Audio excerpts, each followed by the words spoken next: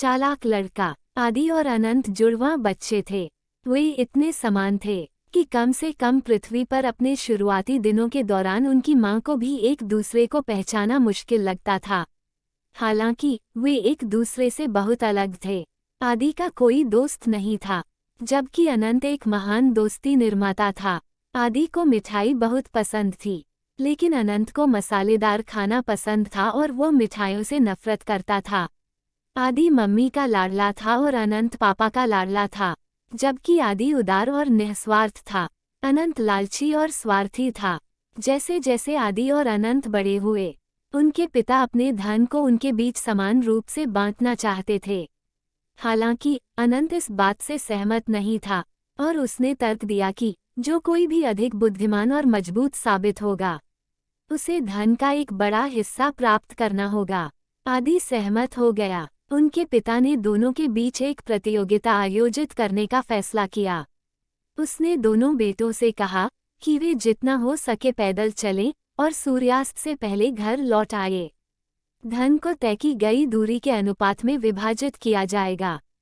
प्रतियोगिता के नियम के रूप में उन्हें समय का ध्यान रखने के लिए घड़ी ले जाने की अनुमति नहीं थी। अगले दिन आदि और अनंत चलने के लिए निकल पड़े। यह काफी धूप वाला दिन था। आदि धीरे धीरे और लगातार चलता है, जबकि अनंत दौड़ना शुरू कर देता है क्योंकि वो दौड़ जीतने और अपने पिता की संपत्ति का एक बड़ा हिस्सा जीतने का इरादा रखता था।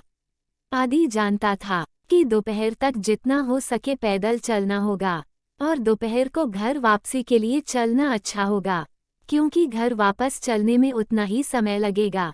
यह जानकर आदि ने दोपहर में घर वापस जाने का फैसला किया ताकि समय पर घर पहुंच सके।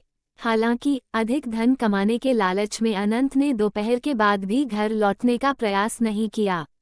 वह आदि से दुगना लंबा चला और उसने सोचा कि वह अभी भी सूर्यास्त से पहले घर लौटने में सक्षम होगा। सूरज को नारंगी होते देख वह जल्दी से वापस चला गया। दुर्भाग्य से सूरज ढलने के साथ ही वह घर का आधा रास्ता भी नहीं तय सका।